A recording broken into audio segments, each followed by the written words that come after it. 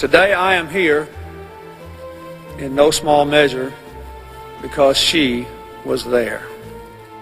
Daughter-in-law to Sir Winston Churchill and the most famous courtesan of the 20th century, she became the mistress of men while they were married to other women. Many women dream of marrying a millionaire and wonder how Pamela Harriman did it, not just once, but 3 times, and along the way left a long string of very powerful and wealthy lovers. It is often said that behind every great man there is a woman, and what is often overlooked is that the woman behind Bill Clinton was Pamela Harriman. Although born into an aristocratic English family, the family's fortunes had significantly diminished. She saw that her chance of attaining prominence lay in influencing prominent men. Men, as she recognized quickly, controlled everything in those days, and the only way for a woman to get ahead in the world was through influencing those men with real power. Men were willing to jeopardize their relationships and careers to be with her. She loved men, and men loved her, and she knew how to please a man. She was able to focus on a man and make him feel that he was the most important man in the room.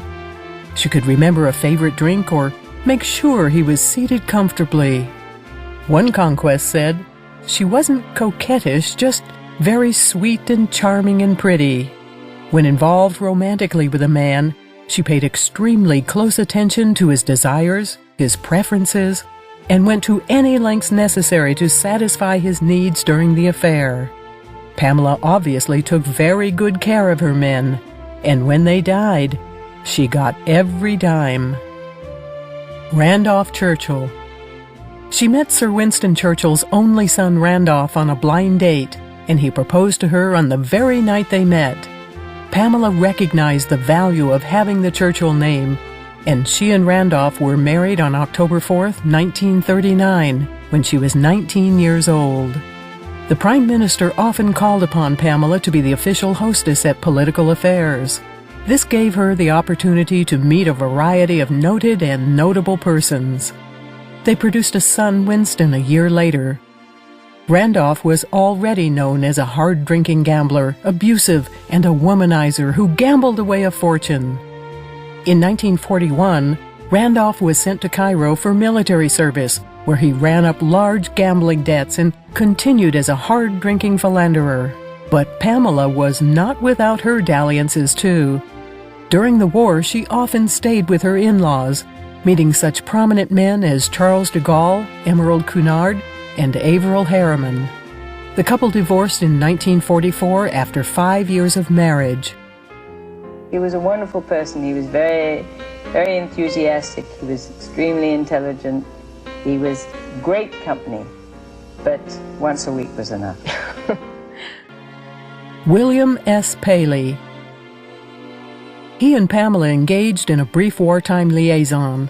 He was a wealthy businessman and broadcaster who built the Columbia Broadcast System, CBS, from a small radio network into one of the foremost radio and television operations in the U.S. He regularly entertained Lucille Ball, Grace Kelly, and David O. Selznick. Edward R. Murrow. An American journalist and pioneer of television news broadcasting. He returned to London after the Japanese attack on Pearl Harbor in 1941 to do live reports. It was then in 1943 that he met, had an affair with, and fell in love with Pamela, who was still married to Randolph Churchill at the time. Pamela wanted to marry Edward R. Murrow, and he considered it.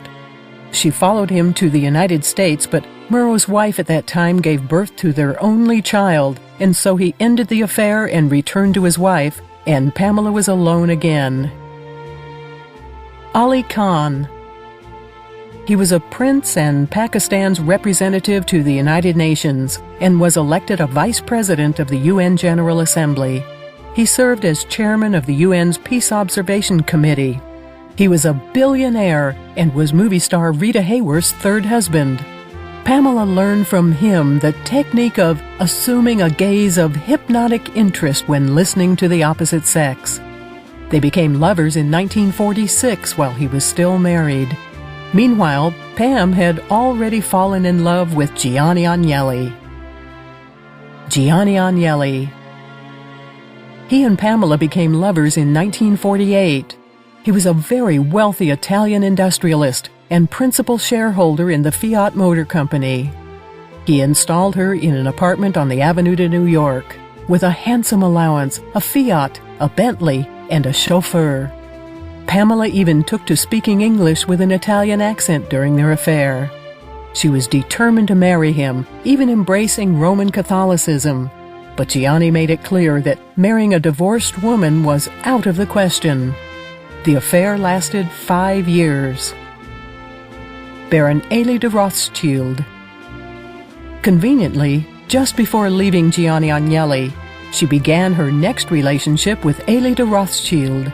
He was a famous vintner, owner of Chateau Lafite Rothschild, and a wealthy aristocrat. And he was a married man. She met Elie in 1954 at a party in a Paris restaurant organized by some American bankers. She had hoped to marry him, but he never contemplated leaving his wife. They became lovers, and he provided her with a lavish lifestyle to which she had become accustomed. She was schooled in art history and winemaking during their affair, but she was spurned from official circles as a woman without a husband or official position. When the affair ended and she moved out of her Paris apartment, she took everything with her, including all of his antique furniture. Maurice Drouin. He was a noted writer, a French novelist, and a member of the Académie Française. He was a staunch defender of the purity of the French language. She carried on her relationship with Maurice during her affair with Elie de Rothschild. Stavros Niarchos. Also during this time, she began a relationship with Stavros Niarchos, a Greek shipping magnate. In 1952, he built the first oil supertanker. He was known as the Golden Greek. His shipping rival and brother-in-law was Aristotle Onassis. In 1956, the Suez Canal crisis created a demand for his ships and made him a billionaire. In 1989, he purchased Picasso's self-portrait, Yo Picasso, for $47,850,000. He and Pamela became lovers while he was married to his third wife. John Hay Jock Whitney. The U.S. ambassador to the United Kingdom in 1958, and was one of the wealthiest men in the world. He inherited a $200 million trust fund when he was 22 when his father died. He later inherited $800 million in today's dollars from his mother. He was a backer of the film Gone with the Wind. He was prominent in New York's Cafe Society. He was still married to his wife Mary Elizabeth Altemus when he met Pamela. And Pamela was still married to Randolph Churchill when they had a wartime liaison. Alfonso de Portago. His complete name was Alfonso Antonio Vicente Eduardo Angel Blas Francisco de Borja Cabeza de Vaca y Leighton, Marquis of Portago, but was best known as Alfonso de Portago. He was the inheritor of the oldest title in Spain. He grew up in Biarritz and was an equestrian, bobsled runner, Olympic competitor, race car driver, and spoke 4 languages. Leland Hayward.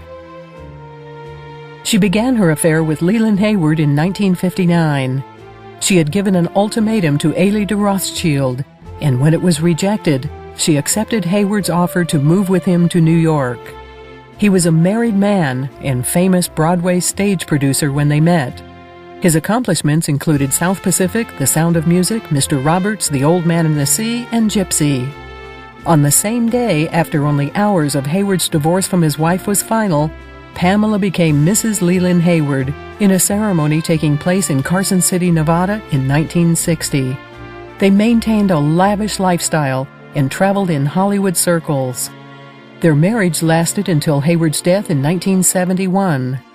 She was later accused by Hayward's children of grabbing all their father's money. Averell Harriman.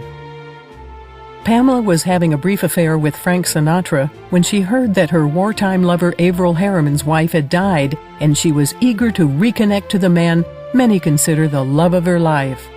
He was fabulously wealthy, good-looking, and an international polo player. He was President Roosevelt's special envoy to England and later ambassador to Moscow. In the 30 years since their wartime affair, Harriman had run twice for president, been elected governor of New York, and served as a top advisor to Presidents John Kennedy and Lyndon Johnson. In 1909, Averell inherited a fortune from his father, who owned the Union Pacific Railroad and Wells Fargo. He immersed himself in American Democratic politics. One day after Pamela's husband Leland Hayward died, she began her affair with Averell, and 6 months later they were married. Averell was almost 80 at the time and 28 years her senior.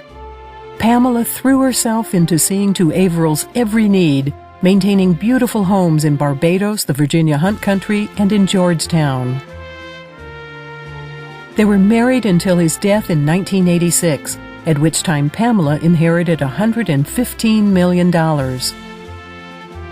Her inheritance included a West Wind private jet and properties Willow Oaks, 414 acres of Ardennes real estate, including horse stables, Sands Point acreage, Birch Grove, $1 million Sun Valley cottage, 5 homes, a $50 million art collection, and $10 million in cash.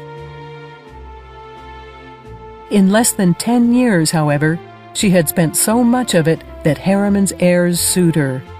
Significant legal problems with Harriman's children would lead to significant financial problems for Pamela for the rest of her life.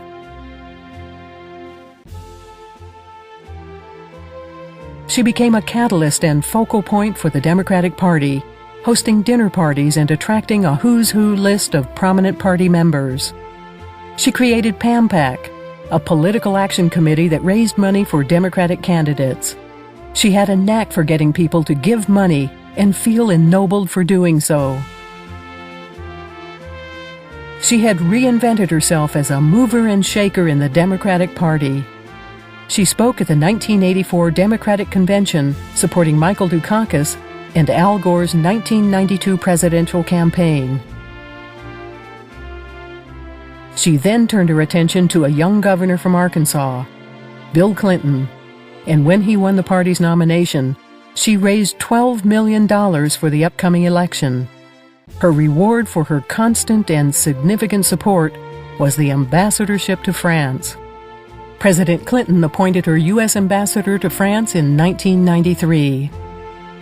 She was one of the easiest choices I made for any appointment when I became president. Pamela Harriman died of a stroke in Paris in February 1997. President Clinton dispatched Air Force One to bring her body home, and he spoke at her funeral in 1997 at the National Cathedral in Washington, D.C. We gather in tribute to Pamela Harriman, patriot and public servant, American ambassador and citizen of the world. I will never forget how she was there for Hillary and for me in 1992. The funeral was attended by President Clinton, Al Gore, and more than 1,000 people, including numerous world leaders who mourned her passing. Pamela Digby Churchill Haywood Harriman, 20th century courtesan.